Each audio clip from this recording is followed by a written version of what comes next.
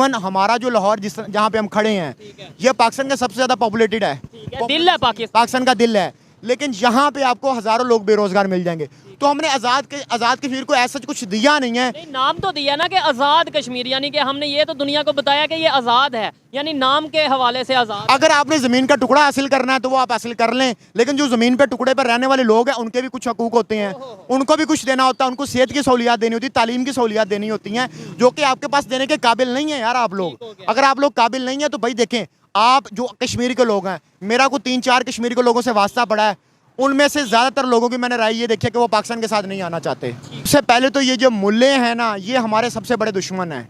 जो ये मुल्ले हैं जिन्होंने हमें ये सिखाया, हमारी यूथ को ये सिखाया है कि जो गैर मुस्लिम है, ख़ासतौर पे जो हिंदू भाई हमारे या ईसाई भाई जितने हैं वो आपके दुश्मन हैं। तो ये जिस मुल्ला ने आपको ये बात सिखाई है ना, मैं अपनी यूथ को कहता हूँ वो सबसे बड़ा आपका दुश्मन है। उस इंसान से दूर रहें जो आपको ये बात सिखाता है। देखें, हिंदू है चाहे वो ईसाई है चाहे वो मुस्लिम है, अगर वो अपनी फील्ड का एक्सपर्ट है तो उसकी हम रिस्पेक्ट करेंगे। अगर वो अपनी फील्ड का वो एक्सपर्ट है तो पाकिस्तानी जो है ना, पाकिस्तानी अवाम और जो पाकिस्तानी की पॉलिटिशियंस हैं। नमस्कार दोस्तों, मेरा नाम है सज्जोत, आप देख रहे हैं shout out reacts. Modi ji अगर दोबारा प्राइम मिनिस्टर बन गए तो पाकिस्तान का क्या होगा? ये मैं नहीं, पाकिस्तान के लोग खुद अपने मुंह से कह रहे हैं कि अगर पीएम मोदी जी दोबारा प्राइम मिनिस्टर बन गए तो पाकिस्तान का बहुत बुरा हाल होने वाला है। कैसे, आइए जानते हैं। रियल एंटरटेनमेंट शोएब चौधरी जी ने जब दिलशाद जी से बात की इसके ऊपर, तो दिलशाद जी ने कुछ बातें बताई हैं कि क्यों पाकिस्तान मोदी जी के दोबारा पीएम बनने पे घबराया हुआ है। Former ambassador to India Abdul Basit ji का ये कहना है कि अगर मोदी जी दोबारा पीएम बन जाते हैं तो बालाकोट जैसे स्ट्राइक्स और भी हो सकते हैं, और साथ ही साथ में कश्मीर के हवाले से पाकिस्तान पॉलिटिशियन बहुत घबराए हुए हैं। पाकिस्तान इतना भुखलाया हुआ है कि उसने G20 की बात उठा दी है, स्टॉक एक्सचेंज की बात उठा दी है, चाहे हमारा भारत 5वें स्थान पे हो इकोनॉमी में, जहां हमारे कतर के साथ रिलेशन अच्छे हो, या फिर हमारे इजराइल में जो चौधरी। और आप देख रहे हैं मेरा और आपका YouTube channel real entertainment TV. आज की वीडियो बहुत ही स्पेशल और ज़बरदस्त होने वाली है, क्योंकि हमारे साथ दिलशाद भाई मौजूद हैं। और आप लोगों ने बड़ा मुझे कमेंट बॉक्स में बोला कि भाई दोबारा से दिलशाद भाई को लेके आए। पाकिस्तान के former ambassador to India Abdul Basit sahab ने ये स्टेटमेंट दिया। उन्होंने बोला है, एक इंटरव्यू में उन्होंने ये कहा है कि अगर दोबारा इंडिया के प्राइम मिनिस्टर नरेंद्र मोदी बनते हैं तो बालाकोट स्ट्राइक जैसा कोई दोबारा सिचुएशन बन सकती है। कश्मीर के हवाले से बहुत सा ऐसा डर है पाकिस्तान की पब्लिक में, पाकिस्तान के पॉलिटिशियंस को, कि जैसे पहले कश्मीर को आर्टिकल 370 हटाया गया, अब इस साइड वाले कश्मीर के ऊपर भी। और इसके साथ साथ पाकिस्तानी पब्लिक क्या इसके ऊपर ओपिनियन रखती है, दिलशाद भाई क्या ओपिनियन रखते हैं, जानेंगे इस वीडियो में। जी अस्सलाम वालेकुम दिलशाद। वालेकुम सलाम। दिलशाद भाई, ये आपको जो मैं अभी न्यूज़ बता रहा हूँ, एम्बेसडर हैं, रह चुके हैं अब्दुल बासी साहब, उन्होंने ये बोला है कि भाई बालाकोट स्ट्राइक जैसा फिर कोई सिचुएशन हो सकती है अगर वो इलेक्शन विन करते हैं। पहले तो मुझे ये बताएं, आप इंडियन प्राइम मिनिस्टर को कैसा मतलब प्राइम मिनिस्टर समझते हैं अपनी उनकी पब्लिक के लिए? यार सबसे पहले तो जो नरेंद्र मोदी है उनका अपनी नेशन के लिए तो वो बहुत अच्छा आदमी साबित हुआ है, क्योंकि इसके दौर के अंदर उसने बहुत तरक्की किया इंडिया ने। और ख़ास तौर पे आप देखें जो G20 हुआ है उसमें उसकी बड़ी अपना है अचीवमेंट। और उसके बाद जो उन्होंने अब उनकी स्टॉक एक्सचेंज देख लें, आप उनकी मईशत देख लें, वो मेरे ख्याल 4th लार्जेस्ट इकोनॉमी है। 5th लार्जेस्ट इकोनॉमी है, लेकिन उनके मुताबिक कुछ ही सालों में वो 4th और 3rd लार्जेस्ट इकोनॉमी बन जाएंगे। और उसके बाद रिसेंटली जो उनका कतर का इशू हुआ है, उसके बाद जो इसराइल का इशू हुआ है, उस सब में उन्होंने ना अपनी नेशन का मुकदमा जो है ना वो बड़े अच्छे तरीके से लड़ा है। चाहे वो फॉरेन पॉलिसी की तरफ से देख लें, इकोनॉमी की तरफ से देख लें, या उनके देखें ना, सबसे बड़ी बात तो ये है कि इंडिया के अंदर बहुत सारे कल्चर्स हैं, बहुत सारी जुबानें हैं, बहुत सारे मज़ाहिब हैं, उन सबको मेरे ख्याल इकट्ठा रखना यही बहुत बड़ी अचीवमेंट होती है। अब पाकिस्तान के अंदर 90% से ज़्यादा मुस्लिम्स हैं, लेकिन जहाँ पे हम इकट्ठा नहीं रख पा रहे, वहाँ तो हर 10-15 किलोमीटर बाद, 20 किलोमीटर बाद मजहब भी चेंज होता है, जुबान भी। मजहब तो हर जगह में मजहब के लोग मौजूद होते हैं, लेकिन जो उनको कैरी कल्चर करना और फिर उसके बाद उसको एक अच्छी सिचुएशन में फिट करना, ये बड़ा मुश्किल काम होता है मैनेज करने के लिए। आप हमारे यहाँ देख लें, हमारे यहाँ मुस्लिम जो है वो अक्सरियत के अंदर है, लेकिन उसके बावजूद यहाँ पे जो हमारे मजहबी बुनियादों के ऊपर बहुत सारे मसाइल हैं, होंगे वहाँ पे भी, लेकिन आप ये देखें ना कि वहाँ पे इतनी बड़ी उनकी पॉपुलेशन है, उसके बावजूद मैनेज किया हुआ है। पाकिस्तान के अंदर तो ऐसा जी यहाँ पे मैनेज नहीं हुआ, यहाँ पे तो एक अक्सरियत है, फिर भी मसाइल है। अच्छा दिलशाद भाई, आपने ये बात की कि यहाँ पे 90% मुस्लिम्स हैं, या 90% से भी ज़्यादा, और वहाँ पे बहुत से ऐसे मज़हब के लोग रहते हैं। मेरे ख्याल से जो मैं फील करता हूँ जब उनसे मैं इंडियन से बात करता हूँ या मैं कमेंट सेक्शन पढ़ता हूँ, उनका ये अब मानना है या उनकी भी ये सोच बन चुकी है कि भाई हमारे यहाँ पे जो भी है वो इंडियन है, हिंदू मुस्लिम सिख ईसाई अपने अपने घरों में या अपने अपने वो उसमें होगा, लेकिन वो सब एक दूसरे को एज ए इंडियन समझते हैं। ये हमारे माइंड में कंसेप्ट है कि इंडिया में मुसलमान भी हैं, इंडिया में हिंदू भी हैं, इंडिया में मुसलमानों पे पता नहीं क्या है, या पाकिस्तान में मुसलमान ज़्यादा, यानी पाकिस्तान में पाकिस्तानी होने चाहिए, हिंदुस्तान में इंडिया वाले होने चाहिए, इंडिया में इंडिया वाले होने चाहिए। ठीक है, ये जब कंसेप्ट आता है कि यहाँ पे मुस्लिम हैं, यहाँ पे हिंदू हैं, आपको नहीं लगता हमारी इस सोच से ही बहुत सा डिफरेंस आ जाता है? यार सबसे पहले तो मैं आपको ये कहता हूँ कि मजहब का कोई अमल दखल नहीं होता।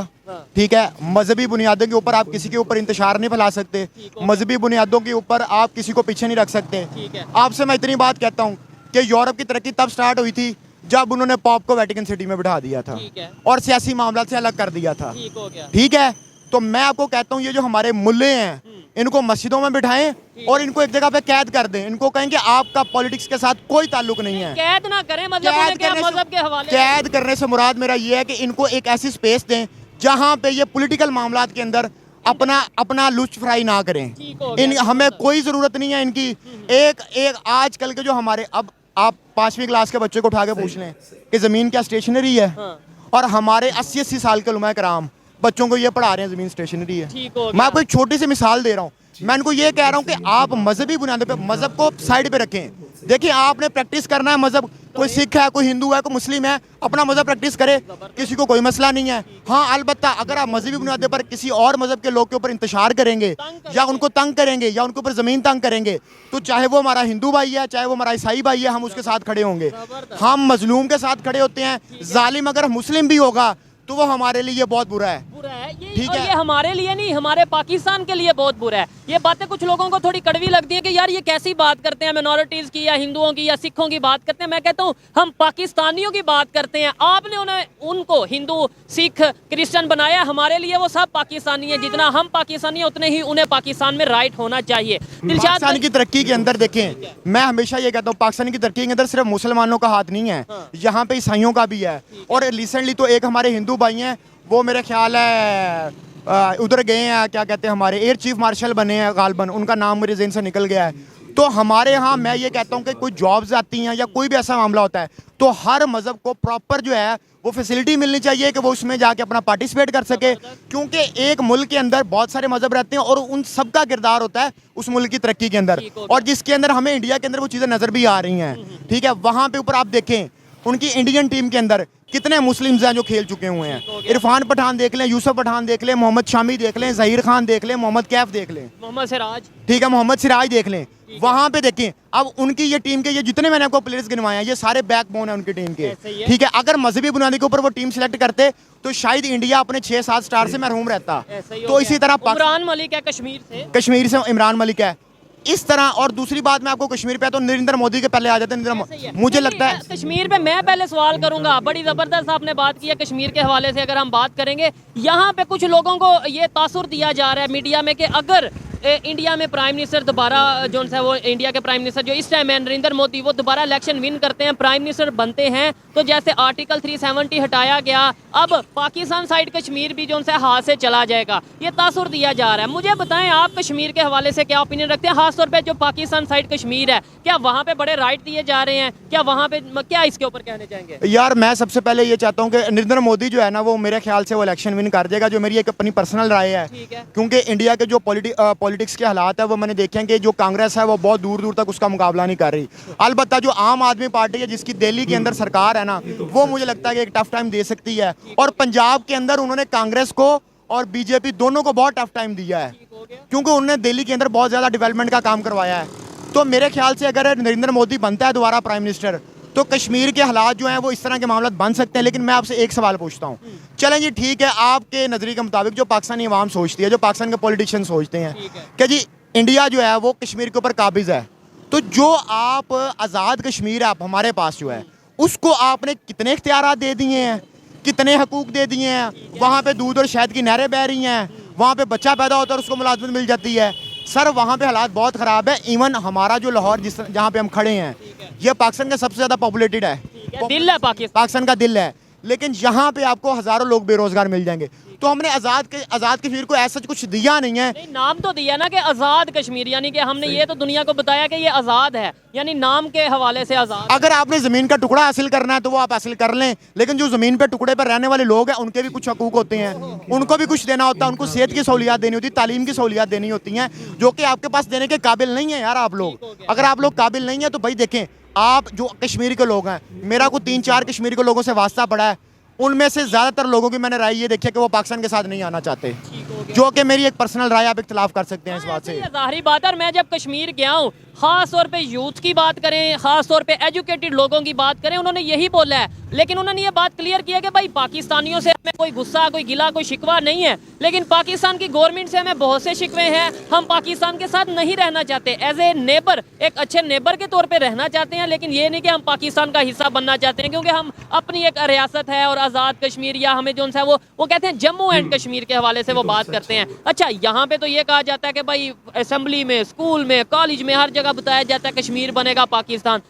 यूनाइटेड नेशंस में हम जाके ये नहीं कहते कश्मीर बनेगा पाकिस्तान, वहाँ पे जाके हम ये कहते हैं कि भाई कश्मीरियों को राइट दिया जाए। वहाँ पे भी जाके ये कहे ना कि भाई हम तो ये चाह रहे हैं कश्मीर पाकिस्तान बने। और कश्मीर तो बना लोगे पाकिस्तान, चलो आपने कहा अगर ख्वाब है, पहले नंबर पे तो ये ख्वाब आपका पूरा होने वाला है नहीं है, और अगर ये ख्वाब आप पूरा करना चाहते हो तो मुझे यह बताएं, 4 सूबे तुम्हारे पास है ना, इन 4 सूबों को हमने क्या दिया है? इन्हें तो पहले पाकिस्तान बना के अंदर, केपी के अंदर अभी कबायली निज़ाम चल रहा है, अभी तक वहाँ पे जो हमारी जो इदारे हैं वो जहाँ पे लोगों को कत्ल नाहक कत्ल कर रहे हैं, मैं सीधी बात करता हूँ। उसके बाद सिंध के अंदर आप चले जाएं, इंटीरियर सिंध के अंदर, वहाँ पे जहाँ जानवर पानी पी रहा है वहाँ इंसान पानी पी रहा है, ठीक है। आप पंजाब की साइड पे चले जाएं, साउथ पंजाब के अंदर, वहाँ पे जाके आप हालात देख रहे हैं कि एक जो घर है उसकी मंथली इनकम 5,000 से भी कम है, ठीक है। ये मैं आपको हालात, मैं खुद साउथ पंजाब से हूँ, मुझे पता है कि साउथ पंजाब के क्या हालात हैं। तो आप मुझे ये बताएं कि बलूचिस्तान के अंदर जाके देख लें, बलूचिस्तान का 70% से 60% ऐसा इलाका है जहाँ पे इलेक्ट्रिसिटी भी नहीं है। तो आपके पास जो अपना इलाका है ना, उसको यार आप बेहतर कर लें। मैं आपको बताऊँ, यूके जो है वो शायद हमारे पाकिस्तान से बहुत छोटा है रकबे के लिहाज से, लेकिन वहाँ के लोग कितने सुखी हैं, वहाँ के लोगों के पास कितनी फैसिलिटीज़ हैं। यार ज़मीन का टुकड़ा हासिल नहीं करना होता, मैं आपको पहले कहा है कि आपने लोगों पे, जहाँ पे वो रहने वाले लोग हैं, उनको इंसाफ फराहम करना, फैसिलिटीज़ देनी होती हैं ताकि वो वहाँ पे रहना चाहें। अब यूके पाकिस्तान से भी छोटा है, इंडिया से भी छोटा है, हर बंदा वहाँ पे जाना चाहता है। क्यों जाना चाहता है? उनको पता है कि यार वहाँ पे इंसानी हकूक है, वहाँ पे फैसिलिटीज़ हैं, वहाँ पे एहतराम माल, एहतराम जान है। कुछ लोगों का ये भी कहना होता है पाकिस्तान में कि यार आप कैसी इलॉजिकल बात कर रहे हो, बेतुकी बात कर रहे हो, आप यूके से कंपेयर करते हो, कभी किसी यूरोपियन कंट्री से कंपेयर करते हो। कोई भी कंट्री है, अभी तो हमें बने सिर्फ 76 साल हुए हैं, पाकिस्तान बने, थोड़ा टाइम लगेगा बेहतरी के आने के लिए। तो उनके लिए मैं तो ये कहता हूँ कि भाई बांग्लादेश को फिर कितना टाइम लगा हमसे आगे जाने के लिए, इंडिया भी हमारे साथ था, वो कहाँ से कहाँ दुनिया की 5वीं बड़ी इकानमी बन गई। ये लॉजिक्स नहीं बनते। आप इसके ऊपर क्या कहना, जो लोग ये कहते हैं कि भाई फिर हम पाकिस्तान को सूडान के साथ कंपेयर कर लेते हैं, इजिप्ट के साथ कर लेते हैं, ठीक है, इन लोगों के साथ कर लें। यार आपने हमेशा उसको देखना होता है जो आपसे आगे जा रहा होता है, उससे सबक सीखना बराबर और आगे चला गया हो यार, उससे आप सबक सीखते हैं। अब हम मिसाल उन्हीं लोगों की देंगे ना जो वहाँ पे आपके साथ चले थे और वो अब तरक्की कर गए और आप वहीं के वहीं खड़े हुए हैं। हमारे यहाँ 75 से 76 सालों के अंदर हम एक अपनी कौम को एक पॉलिटिकल निज़ाम तक नहीं दे सके। एक पॉलिटिकल निज़ाम, डेमोक्रेसी, हकीकी हम तो अभी तक डेमोक्रेसी, यार देखिए हम तो अभी तक डेमोक्रेसी तक नहीं पहुँचे। हमारे यहाँ जर्नैलों ने, मतलब कि जो फौज है उसने डायरेक्टली या इनडायरेक्टली हमसे पॉलिटिशियन से ज़्यादा रूल किया है। आप चाहे जनरल अयूब खान को देख लें, जनरल परवेज़ मुशर्रफ को देख लें, ज़ियाउल हक को देख लें, ठीक है, इन्होंने हम पे ज़्यादा रूल किया है। तो मुझे ये बताएं कि अभी तो हम हकीकी मानों में डेमोक्रेसी तक नहीं पहुँचे। मैं आपको हमेशा हल बताता हूँ, लोग बहुत सारी बात करते हैं, कुछ लोग कैपिटलिज्म की बात करते हैं, सोशलिज्म की बात करते हैं, मैं डिक्टेटरशिप की बात करते हैं। मैं कायल हूँ डेमोक्रेसी का, ठीक है, और मैं देख रहा हूँ कि पाकिस्तान के अंदर अगर आपने हालात बेहतर करने हैं तो आपने डेमोक्रेसी को फॉलो करना पड़ेगा। यहाँ या तो आप डिक्टेटरशिप चाहते हैं ना, तो फिर आप खुल्लम खुला ऐलान करें कि डिक्टेटरशिप आप चाहते हैं। Indian prime minister Narendra Modi की स्टेटमेंट बहुत पुरानी है, वो कहता है कि हमें तो ये नहीं पता पाकिस्तान में किससे बात करें। यहाँ पे पॉलिटिशियंस मामला चला रहे हैं, फौज मामला चला रही है, इदारे मामला चला रहे हैं, एजेंसीज चला रही हैं। अब मैं एक पाकिस्तान के मेन स्ट्रीम मीडिया, उसके ऊपर एक ISI का वो क्या नाम है उसका, जनरल था, उसका मैं प्रोग्राम सुन रहा था। उस बंदे का ये कहना था कि ISI किसी को जवाब दे नहीं है। ठीक हो गया। क्यों जवाब दे नहीं है? वजह, जब हमारी पार्लियामेंट जवाब दे है, जब हमारा सेनेट जवाब दे है, जब हमारा पुलिस का निज़ाम जवाब दे है, तो वो क्यों जवाब दे नहीं है? मैं एक सवाल करता हूँ उनसे। ठीक है, सवाल करना आपका राइट है, लेकिन सवाल उतना ही कीजिएगा कि जितना आपको जवाब अच्छे से मिल जाए। ये ना हो कि आपको जवाब मिले ना मिले, हम आपको ना मिले या आप हमें ना मिले। खैर देखें, सवाल करना हर एक का राइट है। दिलशाद भाई मुझे ये बताएं, यहाँ पे जब बात की जाती है, हम पाकिस्तान में खड़े होकर, लाहौर में खड़े होकर इंडिया की बात कर रहे हैं, मोस्टली करते हैं ओपनली। मैं कहता हूँ कि हम उनके जो उनसी पॉलिसीज़ हैं उसको अप्रिशिएट करते हैं और ये देखते हैं कि इंटरनेशनल लेवल पे वो कहाँ पे चले गए, हम कहाँ पे खड़े हैं, ये सब चीज़ें हैं। लेकिन अभी तक यहाँ पे ये कॉन्सेप्ट नहीं बनाया जा सकता, मतलब बना पा रहे हम कि भाई किसी से देख के सीखा जा सकता है। हम उनके प्राइम मिनिस्टर को हमारी नज़र में मतलब एक हिंदुओं का एक अलग ही कॉन्सेप्ट बना दिया गया कि शायद वो इंसान नहीं है, जबकि वो हर दुनिया की हर फील्ड में, और लोग उन पर ट्रस्ट कर रहे हैं। सऊदी अरेबिया में आप चले जाएं, इंडियंस को ज़्यादा प्रेफर किया जा रहा है। दुनिया के किसी कंट्री में चले जाएं, इंडियन को ज़्यादा प्रेफर किया जा रहा है। लेकिन हमारी आंखों के आगे जो पट्टी बंधी है, सबसे पहले तो ये जो मुल्ले हैं ना, ये हमारे सबसे बड़े दुश्मन हैं। जो ये मुल्ले हैं जिन्होंने हमें ये सिखाया है, हमारी यूथ को ये सिखाया है कि जो गैर मुस्लिम है, खासतौर पे जो हिंदू भाई हमारे हैं या ईसाई भाई जितने हैं, वो आपके दुश्मन हैं। तो ये जिस मुल्ला ने आपको ये बात सिखाई है ना, मैं अपनी यूथ को कहता हूँ वो सबसे बड़ा आपका दुश्मन है। उस इंसान से दूर रहें जो आपको ये बात सिखाता है। देखें, हिंदू है, चाहे वो ईसाई है, चाहे वो मुस्लिम है, अगर वो अपनी फील्ड का एक्सपर्ट है तो उसकी हम रिस्पेक्ट करेंगे। अगर वो अपनी फील्ड का वो एक्सपर्ट है तो हम इस चीज़ का कायल हैं। भाई देखो, काबिलियत देखी जाती है, मजहब, फिरका, मसलिक, हमारा इस चीज़ से कोई ताल्लुक नहीं है। अगर एक बंदा ताल्लुक अगर है भी है तो आप अपनी जगह पे ताल्लुक रखें। जो आपने करना है, जो मैंने करना है, मैं करूँ। मैं किसी के ऊपर किसी को नहीं है कह सकता। आप देखें, अगर मैंने लास्ट टाइम एग्जांपल दी थी, अगर मैंने अलजबरा सीखना होगा तो मैं मुल्ले के पास जाऊंगा या एक ऐसे हिंदू भाई प्रोफेसर के पास जाऊंगा जो कि मैथ के अंदर उसने पीएचडी की होगी। मुझे तो मुल्ले के पास जाने की जरूरत नहीं है। मुझे तो पता है, मैंने मुल्ले को कहना कि 2 लफ्ज़ अंग्रेजी के पढ़ के दिखाओ, उसने वहां पे खत्म हो जाना है। और इनके फतवे सुन लो तो ये फतवे ऐसे ऐसे लगा रहे हैं फिरते। अब देखो, इंडिया के अंदर जो है ना, अल्लाह का शुक्र है कि वहाँ पे थोड़ी इस मामले में बेहतरी है कि वहाँ पे मुल्लों का इतना ज़्यादा जो है ना वो राज नहीं है जितना वहाँ पे भी वो खुल्लम खुल्ला जो स्टेटमेंट देनी होती है देते हैं। लेकिन वहाँ पे एक लोग नहीं सुनते उस तरीके से। वो लॉ एंड ऑर्डर है वहाँ पे।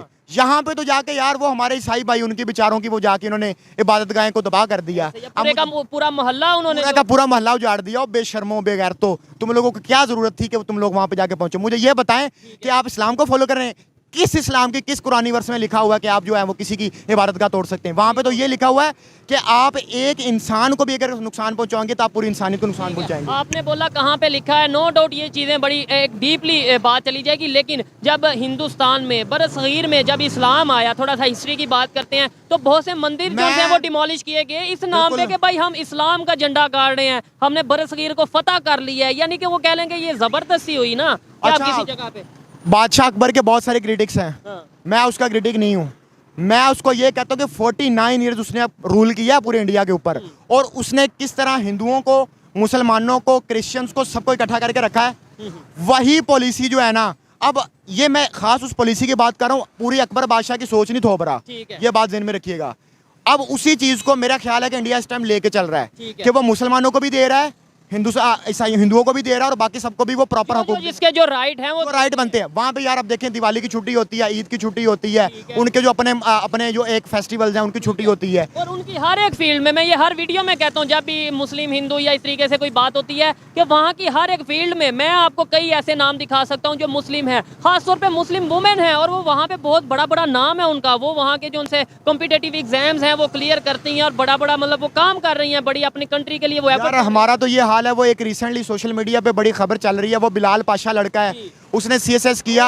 मैं ये इंडियन लोगों को बताना चाहता हूँ कि यार हमारे मुल्क का निज़ाम ये है कि उस बेचारा मिडिल क्लास फैमिली से उठ के उसने CSS का इम्तिहान पास किया। पाकिस्तान का सबसे, ये क्लियर करेंगे, सबसे मुश्किल, सबसे मुश्किल इम्तिहान, जिसमें आपकी जो है ना वो चूज होने की रेशो तकरीबन 0.7% होती है जितने लोग इम्तिहान में हिस्सा लेते हैं। लेकिन वो बंदा मिडिल क्लास फैमिली से उठ के उसने CSS का पेपर दिया, क्लियर किया, और पोस्टिंग उसकी हुई। उसके बाद हमारे कुछ लोगों ने उसके ऊपर इतना प्रेशर डाला, क्योंकि वो एक ईमानदार आदमी था, वो अपने काम को ईमानदारी से कर रहा था, उसको काम नहीं करने दिया, आखिरकार वो डिप्रेस हो गया, उसने कर लिया।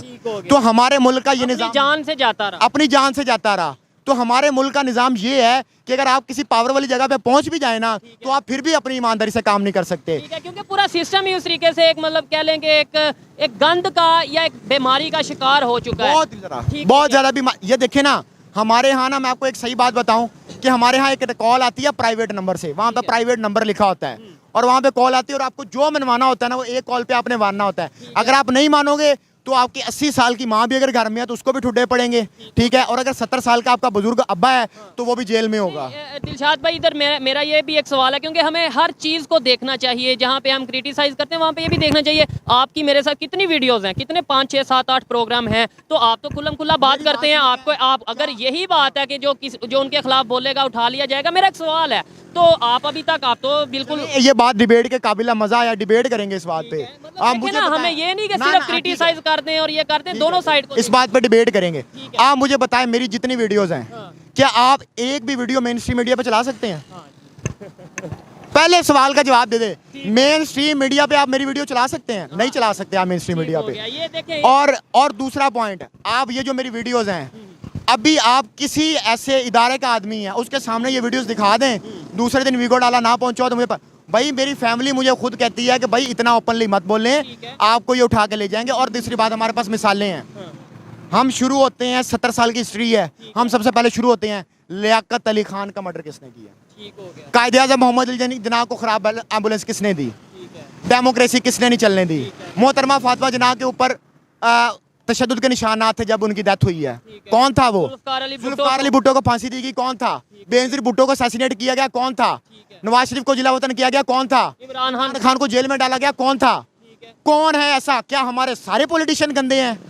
चलो मान लिया जुल्फ़िकार अली भुट्टो उस टाइम का सबसे पॉपुलेटेड, सबसे ज्यादा पॉपुलर था, और उसका क्या हाल हमने किया। इमरान खान इस टाइम इमरान खान का इस वेव चल रही है। आप अभी सर्वे करवा लें, अगले दिन डॉन न्यूज़ वालों ने सर्वे करवाया, डॉन न्यूज़ के पता नहीं कौन दी न्यूज़ वालों ने, इमरान खान की सबसे ज्यादा पॉपुलैरिटी है।